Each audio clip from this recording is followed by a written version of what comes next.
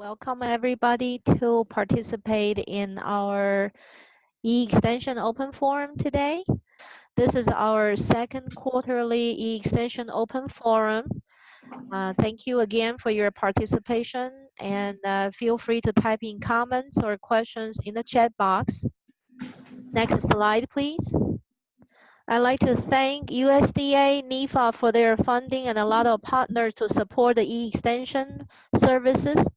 Ms. Katie Wright, who has been our support person for a long time, and she is doing a fantastic job with the different aspects to facilitate our work and our relationship with eXtension. Later, she will share information with you, some new progress we are making with the eXtension website. I would like to thank Southern Rural Development Center for their hosting the Zoom for us. This is a fantastic opportunity that we get a support from different regional rural development centers. They take turns to help us to host the Zoom.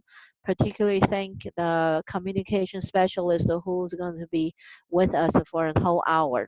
And finally, I'd like to thank all the presenters and participants today sharing your precious 1 hour with us. Next slide, please. We will do a simple overview like we always do, but then we save more time for our presenters. We have a group of outstanding scholars, educators. They are ready to share their exciting programs with us. And later we can add announcement and discussion.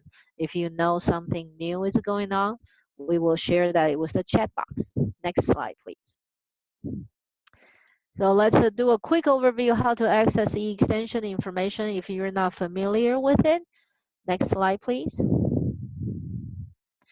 This is our website that when you access the eXtension website, it's just eXtension.org. This is our main homepage with the extension system, and they're renovating a lot of contents in here. Next slide, please. Every school has membership. If you see your school there, this list is constantly being updated online. A lot of people ask me what's the difference, what's so good about being a membership. You can access a lot of activities, programs, sometimes a small grant, professional development. There are a lot of categories that the eXtension supports, generally over the whole national networking capacity. And then we will see more opportunities when people present their programs. Next slide, please. You will see our community and local and the regional food system as a category here under the resource area. When you pull down the home page, you go down to the very bottom. That's where all the resource area is, and that's where our community of practice is situated. Next slide, please. Here, I'm going to transition to Katie Wright. Katie, you want to take a few minutes to talk about our new development in our website? Sure. Our website has moved from the extension platform that you see here to a WordPress site, which is still hosted by eXtension, which is very generous of them to help us out like that. But the WordPress site makes it a little more searchable, a little easier to navigate, and it makes it easier for us to share our information with people outside of eXtension membership as well. I'm going to stop sharing this screen and pop over to the website briefly. Okay, so this is our new website. It's still a work in progress, and but you can search it using the search bar here. Just type anything in, and it'll bring up whatever you're looking for. There's a little bit of information about our organization. It is all being updated right now, so there's not a lot on here yet. And I'm hoping to change that. I'm hoping to get contributions from our membership. I would especially like some really great photos to add to our site. And right now there's just an About Us page, the Get Involved page, where we talk about contributing content, becoming a member of one of our working groups, attending the forums like this, liking our Facebook page and our Facebook group, and our advisory team, joining our advisory team, which is under development right now. Um, and then anything that anyone posted on the original extension community, local, and regional food systems site has been brought over to this site as a blog post. And I'm in the process of organizing those into specific topics and maybe adding them as menu items to the page. Okay, so I'm going to switch back and give it back to Kathleen. If you have any questions about this, you can email me or write it in the chat box. Thank you, Katie. She mentioned something that's really important because this is a joint relationship. It's truly our own assets and our contributions to help each other, as well as helping the bigger spectrum of our clientele we all serve at a national level. Please feel free to send your materials or your web link. If you have any exciting programs, any announcement, any activities, especially photos, videos, any gadgets you develop, please share with us so we can help you to promote your own programs and also get traffic to your own website through our e-extension link. That will be a great way to advocate for yourself and also to advertise for your impact, your contribution. It's really multifaceted relationship development kind of a tool and the strategies that we're moving forward with this new website. And Katie has done a fantastic job taking time to go through the old elements versus the new elements. She has called for everybody to submit any project updates. I don't know how many of you have submitted your project updates, but those are the kind of things that we compile every year and we submit to the National E-Extension coordination so they can see which community of practice had more activities, what we have done with each other, how we expand, that sort of thing. So your report and your support will be the key to maintain this e-extension community of practice activities. Katie and I were both volunteers. We don't get any extra payment from doing this stuff, but we were here to support you and to make sure we maintain this traffic and this network goes through with a long-term sustainable practice. Thank you very much. Next slide, please. Some of the most commonly requested thing for me to help you is to provide letters of support. I know the USDA, NIH, NSF, DOD, a lot of agencies started releasing the call for proposals. If you are in the process of preparing proposals, every proposal encourage you to work with e-extension, any capacity we can support you. Just like the way I described, we can help you to host your information, to share information, to share the link, photos, everything, success stories, challenges, barriers, you name it. This is what we could actually support you. And all we ask for you is to share your information earlier. I will have sufficient time to actually tailor my letter for you. My service is really customized for each project. I don't have a canned letter that I'll just put my signature in there. That's not how it works in the professional world. So I would prefer to provide a customized, a more in-depth description about how your project and our community of practice can collaborate. And in return, I usually ask each project to contribute a little bit of fund to support Katie, right? Because she needs to survive one way or the other. And she has been working with us for a long, long time. Right now, I'm using my own grant to cover her. So eventually, my grant comes up to an end. She will have to get some financial support from somewhere. And this is a good value of returns for everybody to share her talent and her skills to contribute to support all of us. I'm asking you for a month, give me a month of time, and then I will provide a letter of support. In most of the cases, I have not rejected any letter of support yet. I mean, that's just how I make it work. Until you give me 2 days to write a letter of support, and I have to say sorry because I have a paid job I have to do. So just if you give me sufficient time, everything makes sense to us, I'll be happy to provide a letter of support for you. Next slide, please. So now we move on to the core discussion of today's presenters.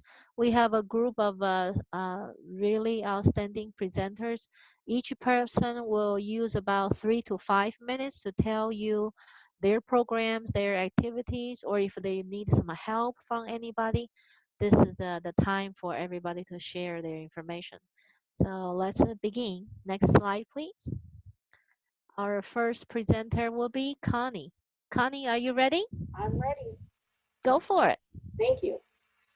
Hi, my name is Connie Fisk, and I'm the Northwest Regional Extension Associate for the Produce Safety Alliance.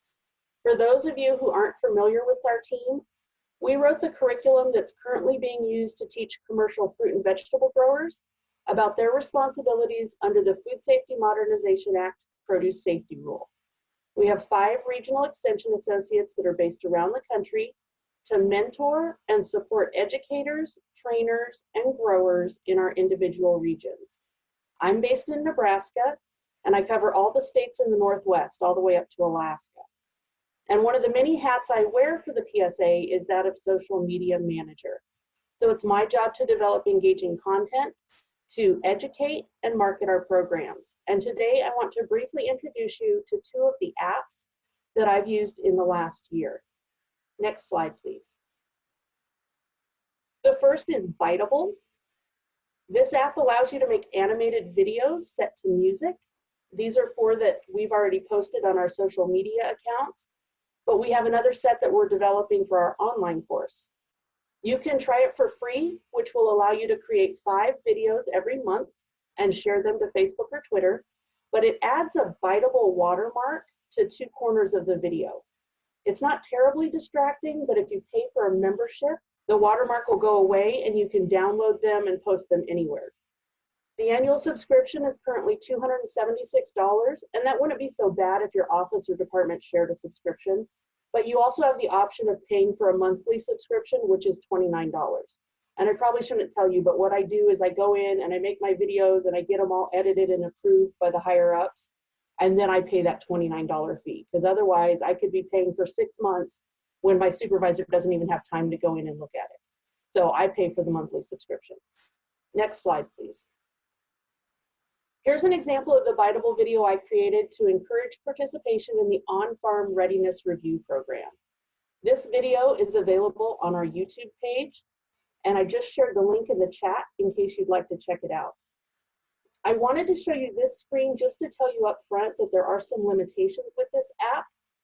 You see that the character count for most slides is limited to 80 characters, and you also see that timing icon. That allows you to make the slide go by faster, but you can't actually adjust the seconds each slide appears on the screen. It's regular or faster. You can use photos, change the color and font, and pick from a large suite of templates. The only negative feedback I've received is that the videos can be a little immature, but they have been popular on social media, and they're a nice brain break in our online course. Next. I'm happy to report that this particular video was selected as the Nebraska Ag Agent Association's Communication Award winner for Program Promotion Piece this year. Next slide, please. The second app I want to tell you about is talltweets.com. This app allows you to make GIFs from a set of Google Slides. The GIF on the left is one I created to encourage produce growers to comment on FDA's draft guidance on the FSMA produce safety rule. The whole process can be confusing, so I wanted to share screenshots of the process in my social media post to help reduce anxiety and promote participation. The GIF on the right is one I created to share how far our program has come in number of domestic trainings since the curriculum first rolled out in September of 2016. This map is generated for our quarterly reports. So all I did was create a Google slideshow with enough slides for each quarter, took a screenshot of each map, and pasted it. Next slide, please. Then visit talltweets.com, log in with your Google username and password, and navigate to the slideshow you want to turn into a GIF. You see that you set the image width, 1200 is good, and you set the slide duration in seconds. So if you have a slide with more text that you want to stay on the screen longer, I would recommend just duplicating that in your Google slideshow. For example, I could have made 3 copies of my final map slide so that it would show up for 4.5 seconds rather than 1.5 seconds.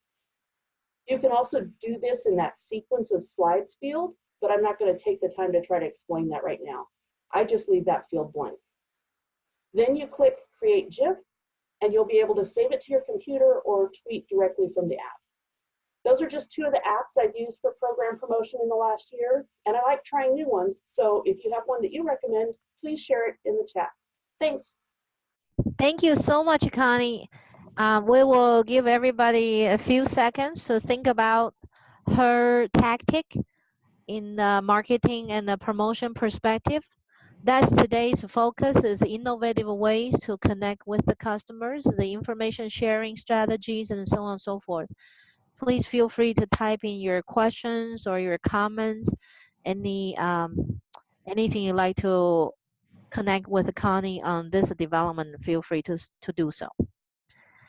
Let's move on to our next presenter. The next presenter is Rebecca. Rebecca, I can see you. You ready? I am, yes. Thank you. And thanks to Connie, too. I can't wait to try out the Tall Tweets. That'll be fun.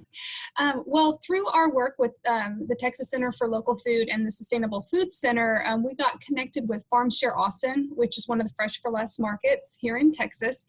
And my grad student, Blaine Council, and I have been working on them since kind of summer to fall. Andrea Abel and Heather Hellman there at Farm Share, and Carolina was with Farm Share, is now contracting with them and doing some work elsewhere as well. But they came to us, they were interested in making their market more sustainable. So basically they have a farm, it's a training farm, and so they don't always have product available, and so they're sourcing product from other local farmers. Most of the time that's organic or sustainably grown if it's not certified organic. And they really want to make this produce. It's important to them to make it available to people in low-income communities throughout Austin, not only low-income communities, but they were basically just covering their costs and selling at cost, and they wanted to see if they could become a little bit more sustainable. And for example, the carrots you can see there, this is right at the beginning of April, right at the beginning of our carrot season in Central Texas. And so they're a little bit higher than what you would find at H-E-B, but if you look up at the top of that list on tomatoes, those not being organic, but most likely sustainable grown, they're less than what you would find for the organic tomatoes at H-E-B. And so they're really struggling to be competitive price-wise and sustainable, but it's very important to them to pay a fair price to their farmers. That's one of the things that they came to us and that they were very, very concerned about. So we've been working with them on that and through all y'all's help. And so I really wanted to come back to you guys and say thank you and kind of show you a little bit about what we've learned and where we plan to go for here. So next slide, please. So we went and we did interviews with markets and managers throughout the country, and there are people there on the right, their logos. And so thanks to all of the people who visited with us, as well as to those of you who recommended people that we should visit with. And so we're going to have a write-up on that available soon as an extension publication. I was hoping to have it kind of more done than it is right now. But very soon that will be out. And so we have a write-up for each one of those individual entities, and then we've pulled out some common themes. And really everyone, regardless of the type of business they were, even if they were just a regular farmer's market who was not as much concerned about food accessibility, they were still interested in making food more accessible and more affordable. Many of the markets were also very concerned about that sense of dignity from purchasing the product as opposed to being given it. And then most of them were also adamant that farmers' products need to be valued. The methods that they had to do their pricing really varied. Everything from you tell us what you want to pay and we'll accept it, to voucher programs, to it's just a farmer's market and here's the price, but we accept SNAP. Almost everybody accepted the government programs, and most of them did at least SNAP doubling, and they may have tried other doubling programs in the past. Several of them had voucher programs. Some of them had sliding scales, whether there was 3 or 4 price points all the way to that, you name your price. And so our task initially last semester was to make recommendations to FarmShare about some things that we thought should be their next steps. And we went back and some of the things that we were asking in our interviews, one of the things that I think stands out to us as economists and makes perfect sense, but that not everybody is going to think about in the same way, is knowing your margins, including your spoilage rate. So that's one of the things that we've really got built into our spreadsheet. And then to the point of today's conversation on marketing and making customers aware of the pricing, especially if it's something that's different or complicated, or whether that's name your own price or what price here applies to you. Maybe there are 4 prices and you choose from them. They need to be aware of it, and they need to be comfortable asking for it or assessing the price that's relevant to them. So next slide, please. And so our ongoing work, FarmShare over the winter had conversations in both English and Spanish with different populations who shop at their markets, and they introduced them the possibility of a sliding scale or across the board increases in prices, say 33%, but offering vouchers. And that was what people preferred, was that they could go in and know what the prices were going to be, and it was going to be the same. And then vouchers would be available to people who need them. What FarmShare knows is that only about 60% of the people who are shopping at their market who are SNAP, of the people who are eligible for SNAP are actually receiving SNAP. So they have a lot of people who would be eligible but aren't getting that benefit. And the higher income customers, they're willing to pay more, they're happy to do so, but they want to understand why. They want to know that they're supporting access. So FarmShare right now is working to increase their outreach coordinator goals. Blaine and I are doing a price analysis with the voucher accessible price. It will be equivalent to a grocery store conventional price or way less. The RFP for Austin's markets just came out. They've got tomatoes at 78 cents a pound, carrots at like 49 cents a pound. And we saw the current cost for both of those things is $1.50.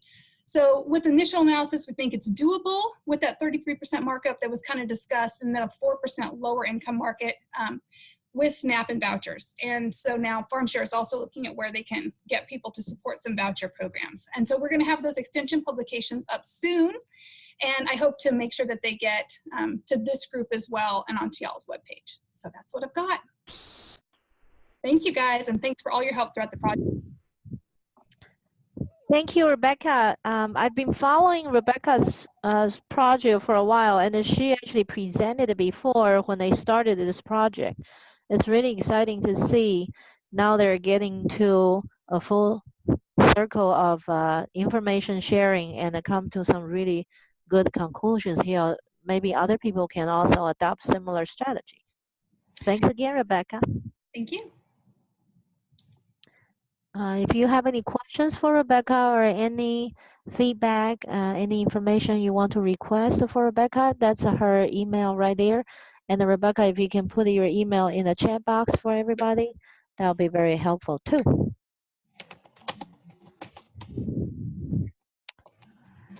Now let's move forward to the next presenter. Next slide, please. This is Kevin. Kevin, are you ready? Well, yeah, as you said, I'm Kevin Burkett. I'm a regional extension agent for Alabama Extension, working in the area of ag economics and farm and agribusiness management. You can go to the next slide. And a couple of years ago, there were some food safety workshops done in Alabama. And from the food safety workshops, there was a request at those workshops for some marketing information and some marketing education. And so the thought was that we would work with specialty crop producers that would want to direct market their products. And so, anybody participating in a CSA, roadside stand, farmers markets, anything where they're directly selling to their customers. And from that, we realized through some USDA statistics, they had some survival rates of businesses that had direct-to-consumer sales, and their rates of survival are higher than those that do not directly sell, to where it can be 6, 7, even up to 10% higher for their rates of survival. So that's kind of where the direct marketing came in, and was thinking, you know, when they direct market, they're getting more of that retail dollar for their products. So that's kind of where the idea came about.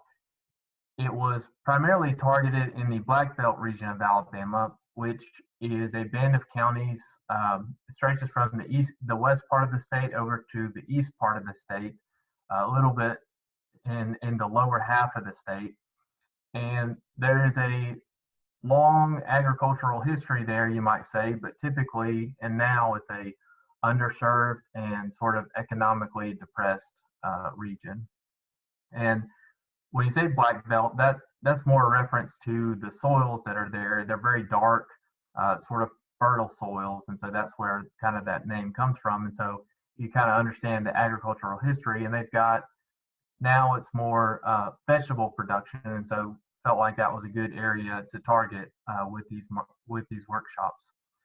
So the topics that were covered, we talked about social media, using Facebook and Instagram and Twitter to market your farm and your products. If you're going to markets and you want to do like having samples and things like that, where customers would be coming up, how do you do that safely? And just in general, like making sure you have good food safety practices so you're taking care of your customers. Direct marketing display. So if we set up a booth at the farmers market, you know, what's an attractive and good display, and even examples of what are things that are not so good. And then we also had information where the farm or the farmers market could accept SNAP benefits and senior farmers market nutrition program vouchers. And, you know, in some of these areas in the Black Belt, we had some statistics that anywhere from 20 to 40% of the citizens were SNAP eligible. And so again, felt like with the SNAP and the senior farmers market nutrition, that's another thing that they could tap into to help both the citizens, but then also help the farm potentially tap into a little bit more revenue, a little bit more sales. And I think we can go to the next slide. So it was myself and 2 other extension agents. We had a county coordinator. Like you said, the Farmers Market Authority of Alabama was a great partner, and they were able to attend all the workshops. USDA SNAP, they had a participant that was going to come to the first workshop and actually sit down, do a presentation, and actually sign up farmers and or a farmers market that would like to accept the SNAP benefits. We had kind of a scheduling snafu, so they didn't end up getting to come, but they did send all their information. So we presented that at each of the marketing workshops. And so we had six locations where we taught.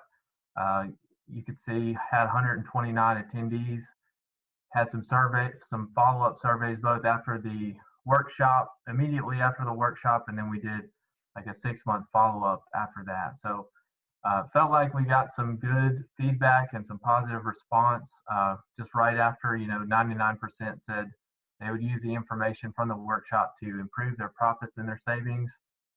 And from the 6-month, 85% of those indicated that the information gained during their training helped increase their sales. So again, felt like it hit on some of the things that we wanted to educate them about and help them with, and felt like it was a good project. So I think there's we're going to continue to work in this area, do some marketing information and also some financial management information. So, and I think that is it for me.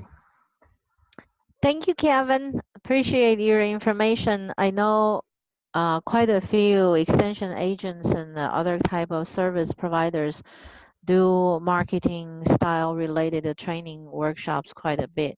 It's really interesting to see that you actually have done the follow-up. Could you tell us a little bit more? What do you do during that follow-up process? Sure. So and that's something that I guess for a lot of projects you could say this, but that was something that we wanted to emphasize a little bit more. We did write their contact information at each of the workshops, but sometimes they would write their contact information and it was hard actually to read their emails and their phone numbers and things like that. So we didn't quite get the participants on the 6-month follow-up that we would have liked, but we sent both a email survey and a text message survey that they could fill out. And so from that, we asked some questions like, did the information from the workshop you attended 6 months ago, did it help you at the market? What specifically helped you? And if you noticed an increase in sales, was it what percent increase did you notice? Was it between say 1 and 15% or 15 and 30% and things like that? So would have liked higher participation, but felt like we did get some positive response from that. Good. If you have any report or any link to your website, any information about your process, I think that would be very helpful to share with everybody. Again, thank you very much for your time. And if you can type your contact information in the chat box, then other people will do that. Yeah, so one thing I guess I would point out with that, it was a Southern Extension risk management project. And so if you visit their website, they have like evaluations and reports from each of their projects. And so ours should be listed there for anybody that would like to go read and look at it. Good, thank you. Let's move on to the next presenter, please. Next presenter is Amy. Amy, are you ready? Yes. Hi, Kathleen. Hi, how are you? You go Good, for it. thank you. My name is Amy Patillo, and I work with the University of Missouri Extension, and I'm representing the larger project team here that you can see on the slide in a Think Big to Grow Missouri initiative that's focused on expanding specialty crop production as an opportunity for economic growth in Southwest Missouri. The Strike Force project was developed and delivered to train farmers in beginning and advanced commercial specialty crop production. And the program goal is to engage farmers and our partners that we work with around expanding specialty crops. And here's the key that we're really focusing on: to double agricultural economic impact in Southwest Missouri. And so if you'll move to the next slide, please. In the right-hand corner is a map of the area that we work in. And this is a USDA NRCS funded Strike Force Farmer Development Program that serves 46 counties in the southwest and southeast regions of Missouri. And I'm pleased to be able to participate today because it's an opportunity for us to broaden our networking and collaboration and to identify potential partners that have similar interests as we do as we move forward in our grant applications and our other funding opportunities. And so I said that our focus is really at the university level on doubling agricultural economic impact by 2030. And currently, Missouri's agricultural industry economic contribution is $88 billion. And in Southwest Missouri, in a very small district, which is just our Congressional District 7, specialty crop production and food manufacturing contributes $5.2 million to the economy. So our goal is to increase that economic impact in Missouri by more than $160 billion. And using projections from specialty crop production studies, if we applied that to the 2016 Missouri Agriculture Economic Contribution Study, just in this small congressional district in Southwest Missouri, we could predict, assuming adjustment for inflation, a 36% increase in the total value of agricultural product sales, which would total more than $5,760,000. We can predict a 9% increase in jobs that would lead to creation of 5,820 new jobs. And so we can see the economic impact that the project that we're working on is positioned very well for. And we've specifically selected Southwest Missouri as our focus area because of the successes we've had from our current project and our ability to grow and expand that with the land and water resources and the relatively low population density that we have. Our population growth rate has decreased, but it is still growing. And we also do not experience the extreme weather from climate change that affects particularly open field crops and the flooding that some of the Midwest regions have experienced. And so we're also well positioned because the mechanization and automation trend in specialty crop production lends itself to us working well with our university resources and College of Engineering. If you would go to the next slide, please. As the project continues to develop, we're writing a proposal. We're currently engaged in writing that proposal, and that's why this opportunity was of great value, so that we could connect with people that are interested in working on commercial specialty crop production in other areas of the United States. And we're writing a 4-part proposal to really focus on growing economic impact through specialty crop production. And because we are an interdisciplinary team, we've had the advantage of developing broad, strong relationships, but we also have access to diverse resources. And based on the collaboration with our partners, USDA and Missouri Department of Ag, as well as some of our public and private partners, we have a lot of successful outcomes to build on. In the past 17 months, we've trained more than 1,000 farmers in commercial specialty crop production, and we've engaged 137 veterans. But what this would also include beginning farmers and youth. But what we've worked the hardest on is developing 176 mentor farmers that have participated in the knowledge and education that we provide and now teach alongside us with practical experience from their farm. And then we also are working on working with our collaborative partners on the public and private funding to really develop a plan that would be driven by our farmers and our partners, but would be supported by the University of Missouri Extension. And so to move forward with this, we see the value in building expertise of the larger team through a conference and identifying the contributions that we each bring to the table. But we're basing our work specifically around meeting the challenges reported by our farmers that are in marketing, promotion, infrastructure, and specific challenges of the producers so that they can reach out to those consumers to be able to profit and access the market. And so there's a couple of models that we've been looking from. On the right-hand side, you can see Almeria, Spain is the one that I've chosen to share today, but we're looking at the Netherlands, Almeria, Spain, and some cooperatives in Fayetteville, Arkansas.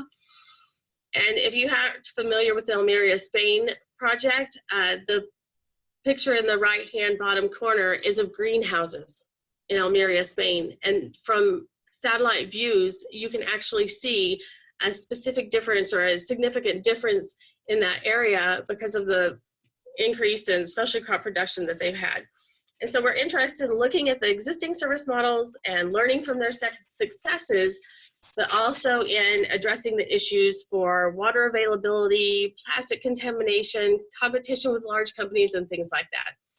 And so specifically our project is focused on building that infrastructure to make equitable access for farmers and to really move toward farmer ownership and to overcome those challenges for our farmers of marketing, promotion, processing, and specifically in our area, because we are in rural Missouri, is distribution and transportation, which our farmers report are their greatest challenges to market access.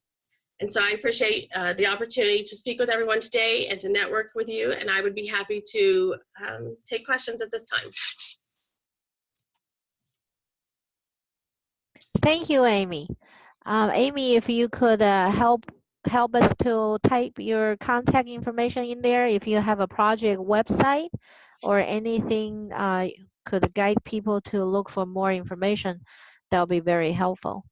And then we will give everybody plenty of time to interact with you later if we have more questions for you.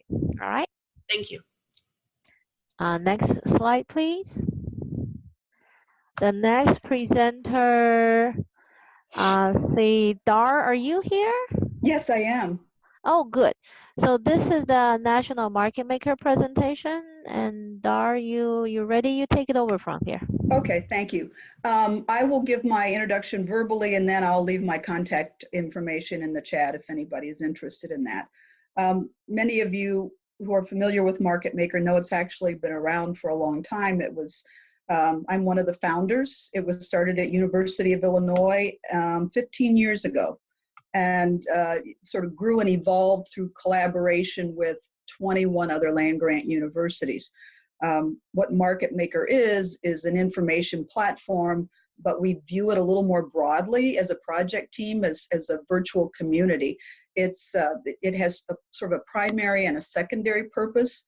The primary purpose is to help supply chain actors, farmers, markets, and intermediaries connect with one another, with the idea that by creating a virtual space for them to find one another, we can help them more efficiently organize food supply chains.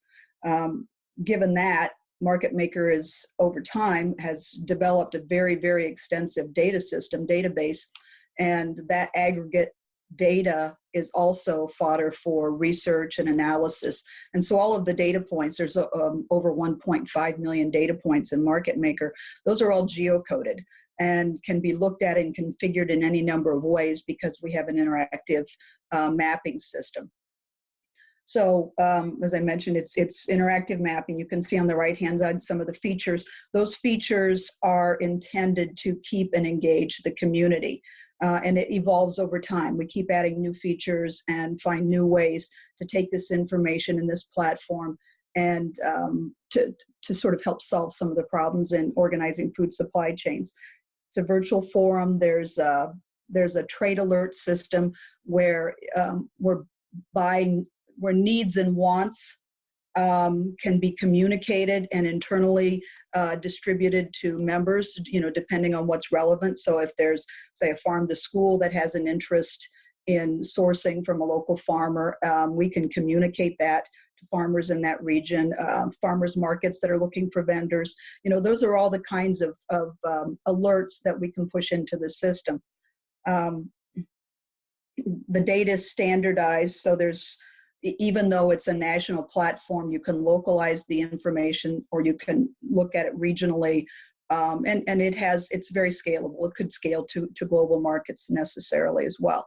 And we'll talk a little bit about the custom platforms a little later on, but and then it's cloud-based. So in terms of preserving the integrity and the safety of the data, it's a pretty reliable hosting system where we also don't have to worry about things like downtime or crashes, things like that. So next slide, please. So those of you who have known of Market Maker over the past 15 years may not realize how it's evolved over time. And Market Maker was initially a single website that then became a cluster of websites that all shared the same database. And those individual websites were managed exclusively by Market Maker, but they really had ownership or leadership at the state level. Market Maker has now started to develop and explore areas that involve APIs. And APIs essentially are ways that our data system can talk and connect to other information systems. I mean, it really opens up a whole suite of opportunities and derivative technologies that we had never really entertained before. Here's a good example. Market Maker's database supplies what we call the What's in Season app. And this is a consumer-facing app. A lot of people perceive Market Maker to be B2B or to be focused on services for researchers, but this is an application that is more in terms of consumer education. And so what we've done with the data that exists in Market Maker is that we've identified, I think there's 350 some different products, produce seasonal products in our system, we've geocoded those to the zones. So wherever an individual is, that the app will know their location and the time of year, and it will list the products that are available at that point in time. And each of those products is then linked to the farmers in that area that produce that product. And that information on the farmers is pulled from the market maker database. So you begin to see how the synergies are between the two systems. In addition to the farmers, we also then list the farmers markets that are in that region. And the farmers markets then have the opportunity to link to the vendors or the farmers that sell at their markets, and the markets and the farmers have a chance to link to the markets where they sell their product. So, you know, there's multiple benefits besides, you know, promoting these farmers that are selling direct into farmers markets. There's also a consumer literacy element to this, where a lot of people don't really know what products are truly local. And even if they do understand, they don't always understand when they're at their peak freshness. So what we're hoping is by this kind of a What's in Season app, that people will start to experience locally grown products when they taste their best, and, you know, potentially increase their appetite and their demand for those products. This is one example of an application, but, you know, given the richness of the data and the amount of data that we have, this is where there's opportunities for collaboration. You know, you can use your imagination to think of all kinds of derivative ways to use this data that we're curating and have been curating for 15 years to find new ways to present it, package it, subsets of it for different audiences. So, you know, as technology evolves, we've tried to evolve what we do as well. Next slide. So these are our sort of our metrics for 2018, and I mentioned that we have 1.5 million data points, which are basically businesses in the supply chain across the country. Of those 1.5 million, 40,000, well, and that number changes all the time. It's 40,000, almost 40,000 now, 40,000 users who've taken ownership of that information and added to it. So we call those rich profiles. And that's where you can get the detail about what their best practices are, you know, if it's sustainable, if it's organic, what products they grow, are they certified? You know, GAP certification is really important if you're trying to work with producers that are going to sell into commercial supply chains. And you know, which restaurants are sourcing locally, you know, schools that are interested in sourcing. You know, that's the kind of additional detail that we're capturing with these 40,000 profiles that we can't acquire through purchase data, which represents the rest of the data points in the system. We have registered members from 49 states. There's one state, I think it's a small New England state, where we have no producers, at least the last time we looked, or no registered members, but it's pretty much an open system for anyone to participate in. We do have the states that have been where our initial partners do have their own sponsored sites, so you can get a little more detail, and you'll see a lot more activity amongst those states that were among the founding states for Market Maker. We have 3,000 average profile views per week. That's eyeballs on individual businesses. You know, we have a buy-sell form, which is kind of a Craigslist, 504 ads posted. So you know, you can see there's you know, a significant amount of activity. But one thing I want to also talk about, which gets back to how our capacity now to take data and sync it with other systems, we have a very rich partnership with the Ag Marketing Resource Center. And if you're not familiar with them, you know, I would strongly encourage you to explore some of the services that they provide. But the Ag Marketing Resource Center is a USDA-funded center that's based at Iowa State. And they provide a lot of technical assistance on value-added activities amongst farmers, but they also have a website that's sort of an assembly of a lot of really good information around marketing food and agriculture. And as part of our partnership, we've developed these additional tools that are embedded in the AgMark website, where they have what they call a food searcher tool. And so if you were to do some research on strawberries on the AgMark site, you would also then have the opportunity to map strawberry growers. And it would list all of those different strawberry growers, and that pulls from the Market Maker website. And we're continuing now to explore how we can network and partner with other platforms where we have this sort of shared information system. One of the other bonuses to this approach is that we then also have a shared login and registration system. So with every new partner that we connect with, we're all sharing the same we're all sharing the same registration. So an individual farmer could log into any number of states to update his, or any number of sites to update his profile, and that profile is then updated in sync with all the other partnering domains. And as a result of that, we now have 27 web-based domains where our data system feeds into. We don't own all of those. These are all these are organizations that have their own websites, includes places like Farm Bureau, I'm trying to think, farmers markets associations, where they may have their own websites, they have their own presence, but we're sharing in our effort to gather this really high quality, rich information. And that way, we're saving the organization a good bit on technology, and it helps us enrich this central database, which is benefiting everyone. So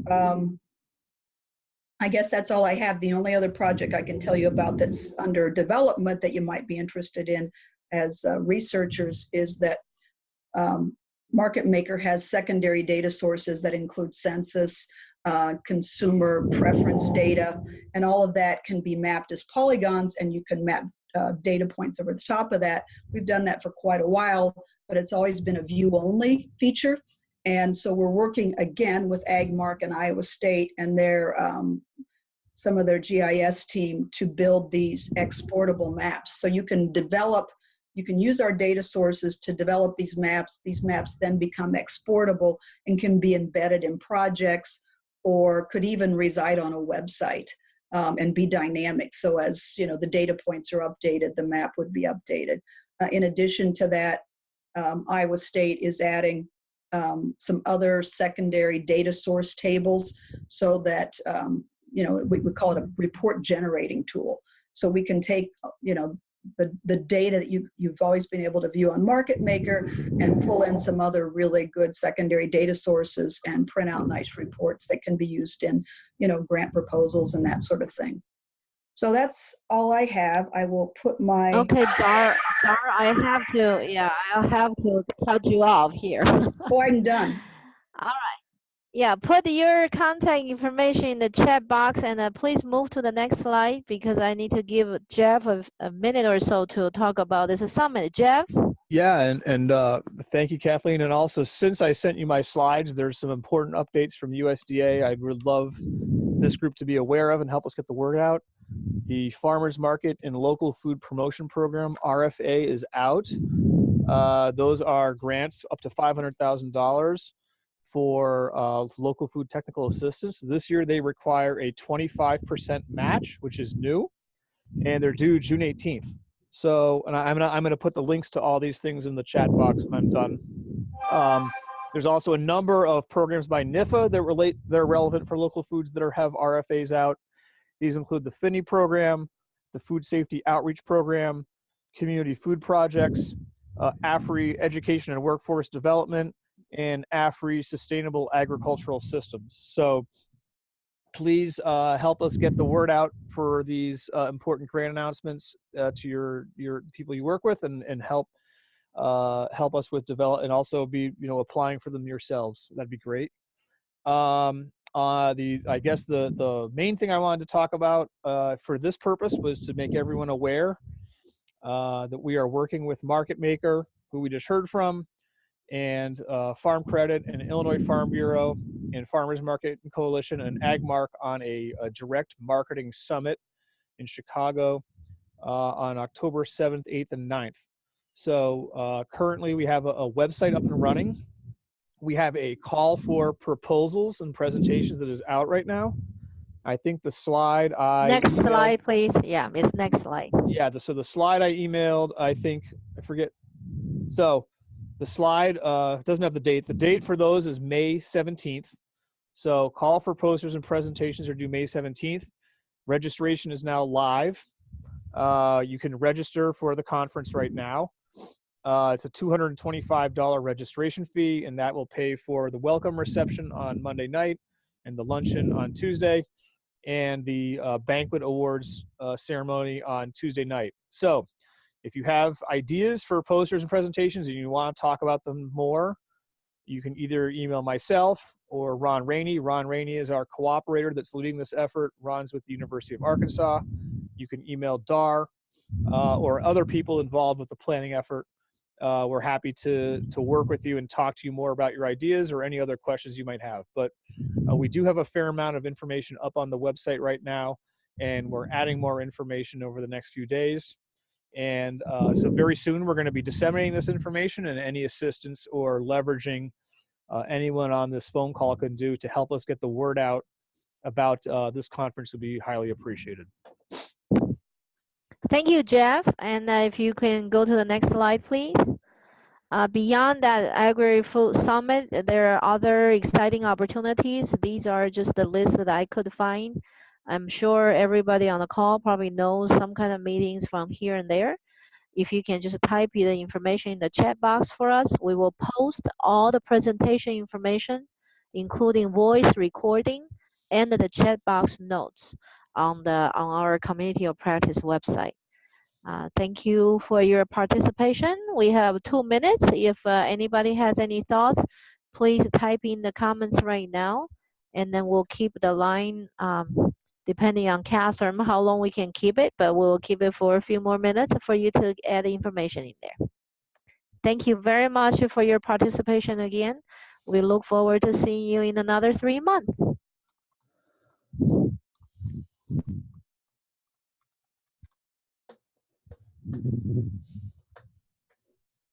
So Kathleen, we're good to stay on for a few minutes to let everyone ask questions and grab those links really quickly. So no problem. Sure, yeah. So if anybody has any question to any speakers, any presenters, program people, just keep typing your interaction there.